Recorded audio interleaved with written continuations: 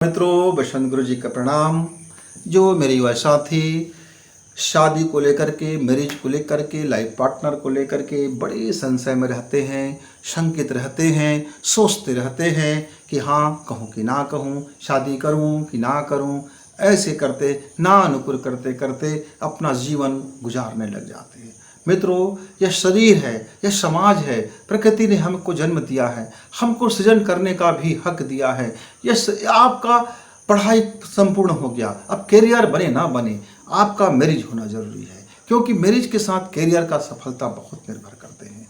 कि कैरियर बन गया तो मैरिज करेंगे, ये आपकी थोड़ी सोच को बदल लीजिए कि मैरिज अपनी जगह में है, कैरियर अपनी जगह में है। यदि विवाह करते हैं तो आपको एक मजबूत जीवन साथी मिल जाता है।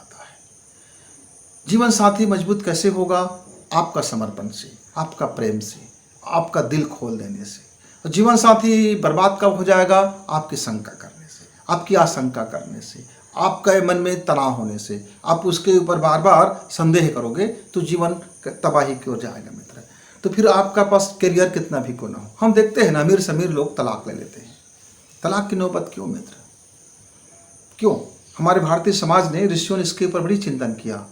केवल पति पत्नी एक सेक्सुअल के लिए नहीं होता, पति पत्नी एक डिमांडिंग नहीं होता।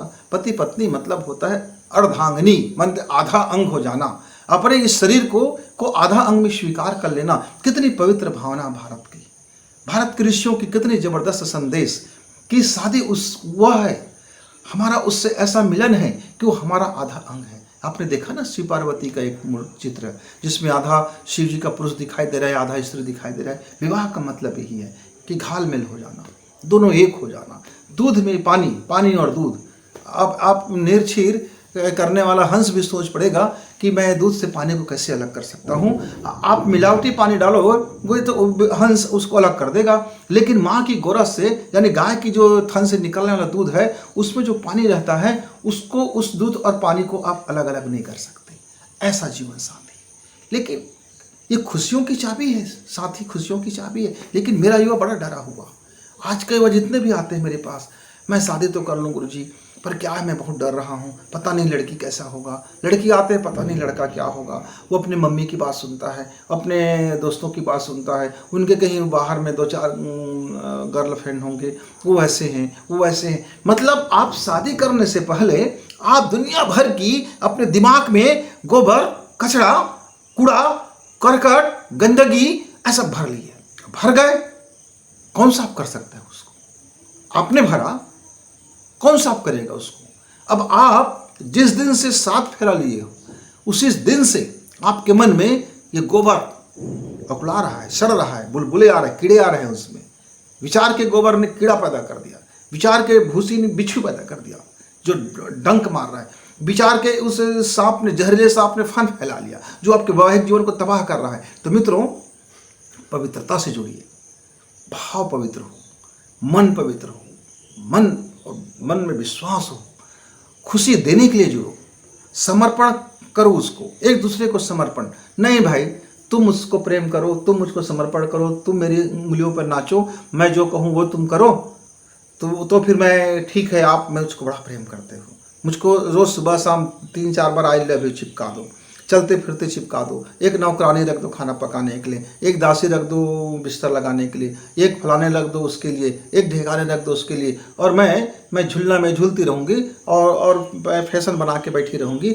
लेकिन भाई, आप उस नौकरानी को देखना मत, आप उसकी तरफ देखना मत, आप उसकी तरफ जाना मत, सीधी रास्ता जाना, कमाना धमाना, सारा पैसा मुझको लेके आना, इधर मत करना, उधर मत करना, ऐसे मत जीना, वैसे मत जीना।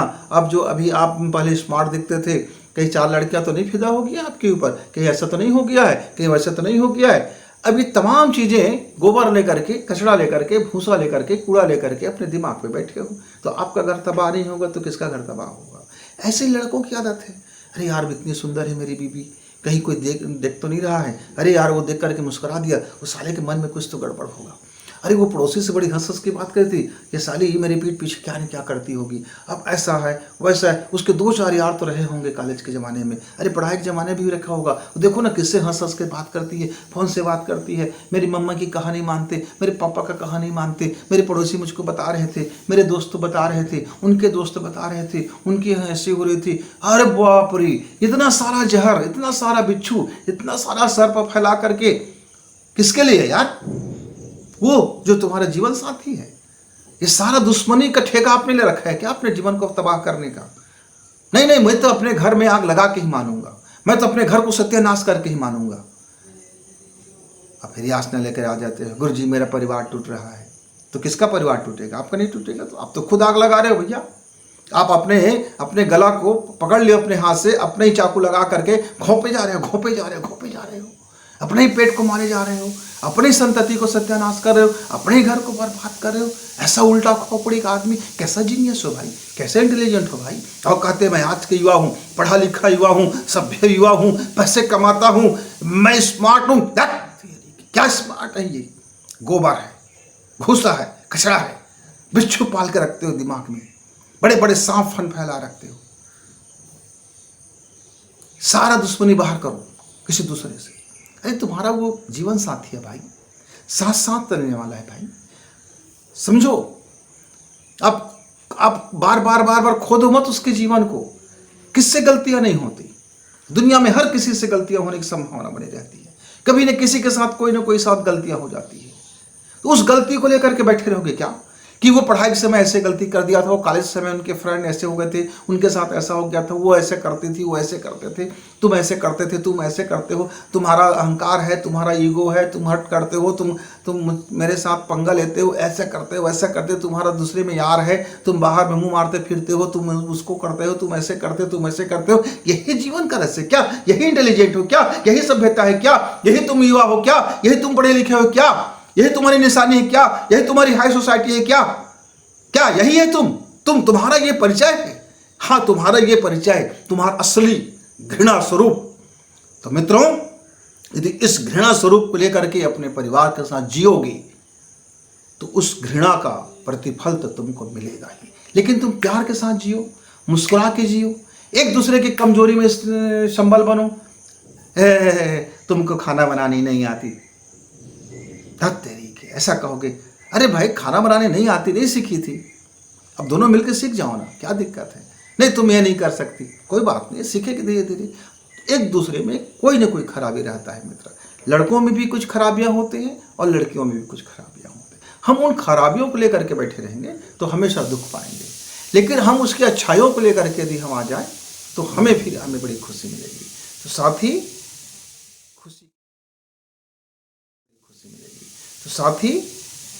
खुशी की चाबी होता है, साथ ही दुख का चाबी नहीं होता, साथ ही दुख का भंडार नहीं होता, साथ ही आग लगाने वाली नहीं होती, साथ ही आपका हत्यारे नहीं होती, साथ ही आपके लिए दुश्मन नहीं होता, साथ ही तो खुशी की चाबी होता है।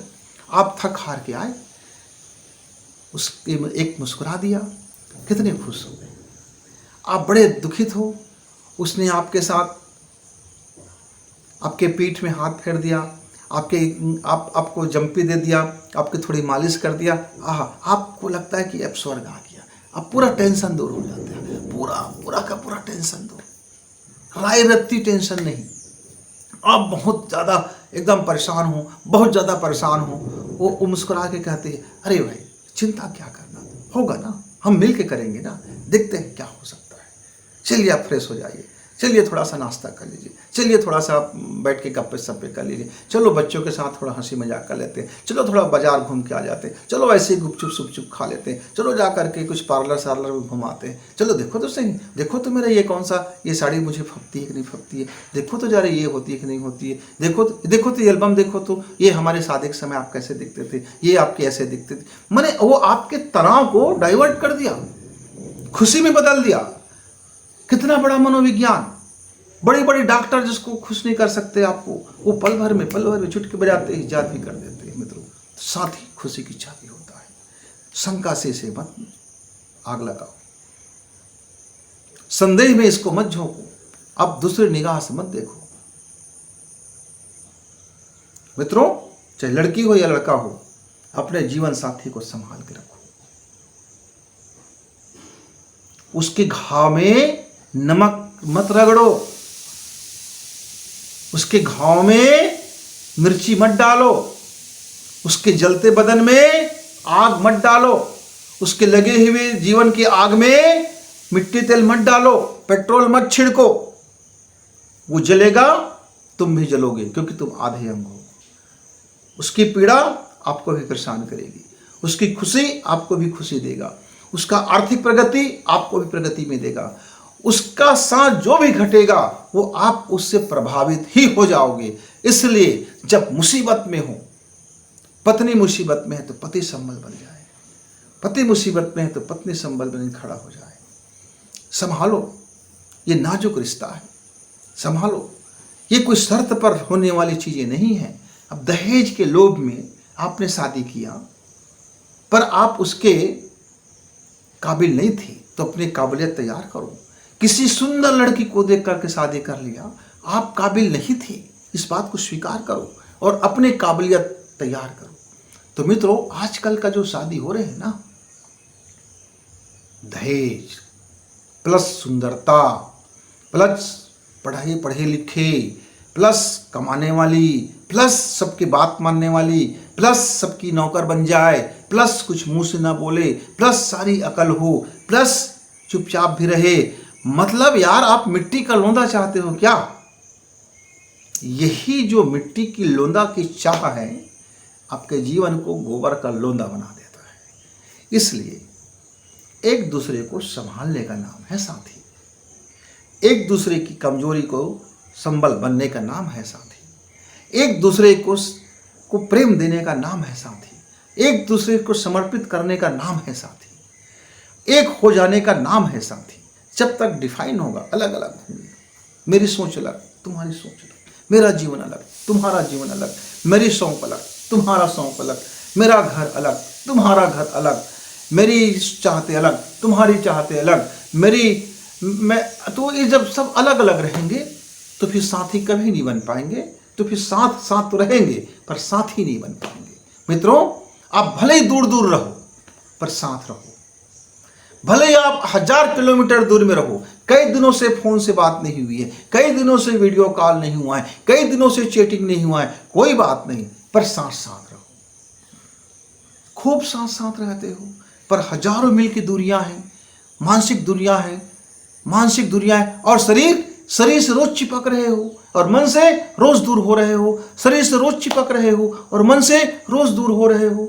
ऐसे में जीवन साथी संभलता नहीं मिलता है। फिर वो जीवन साथी खुशी की चाबी नहीं, फिर वो जीवन साथी दुख की चाबी हो जाता है।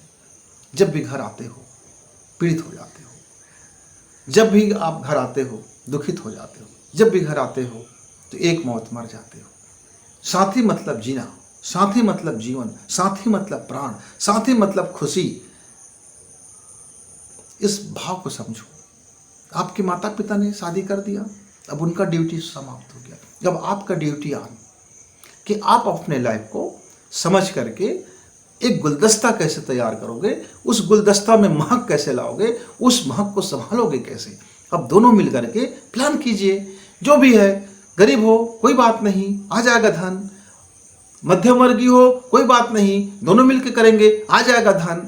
आपका करियर है कोई बात नहीं, तनाव मत लेना, हम साथ साथ रहेंगे, आपका तनाव दूर करेंगे, जीवन को बढ़िया करेंगे, जीवन को मस्त करेंगे, जीवन को मौज करेंगे। जीवन में मौज करेंगे, ये यदि बात धारणा आती है तो फिर आपका शादी टूटने का डर है। जीवन को मौज करेंगे और जीवन में मौज करेंगे, दोनों बिल्कुल भिन्न बातें हैं। आपकी पैसे को उड़ाना मतलब मौज करना, लेकिन आपके साथ जीवन गुजारना मतलब मौज में रहना। तो मौज करना है या मौज में रहना है, यही आपके जीवन को सफल बनाता है। मैरिज लाइफ को मौज में रहना है तो वो खुशी की चाबी है, मौज करना है तब फिर वो दुख का चाबी है। डिसाइड आपको करना है मेरे युवा साथी कि अपने जीवन साथी से मौज में रहना है कि अपने जीवन साथी को मौज करने के लिए खुली छूट देना है। मैं कमाता हूं तुम उड़ाते जाओ, मैं कमाता हूं तुम फैशन करो, मैं कमाता हूं तुम मेकअप करो, मैं कमाता हूं ना तुम डांस करो, मैं कमाता हूं ना तुम मेरे लिए बस रात की भोग्या बन जाओ, मेरे लिए दासी बन जाओ, मेरे लिए फलाने बन जाओ। मेरे लिए ये हो जाओ, मेरे लिए वो हो जाओ, तो फिर आपके जीवन में कभी भी आग लग सकती है। डिसाइड आपको करना है मेरे मित्र, मेरे साथी। आप समझ जाइए कि जीवन साथी खुशी की चाबी होती है। यदि आप अपने चाबी को गलत तरीके से इस्तेमाल करोगे तो आपकी लॉक ताला कभी नहीं खुलेगी, टूट जाएगी चाबी, तो फिर आपकी खुशियों की भंडार आपको जीवन में नहीं मिलेगा। रोते रहोगे, तड़पते रहोगे, लाइफ बर्बाद हो जाएगा। पर वो दोबारा वो ताला अनलॉक है, जो लॉक हो चुका है फिर वह लॉक नहीं होगा। तो ये जिम्मेदारी आपका है कि आप अपनी खुशी की चाबी को लॉक में रखते हो कि अनलॉक रखते हो। फिर मिलेंगे, तब तक गुरु जी को विदा। नमस्कार, धन्यवाद।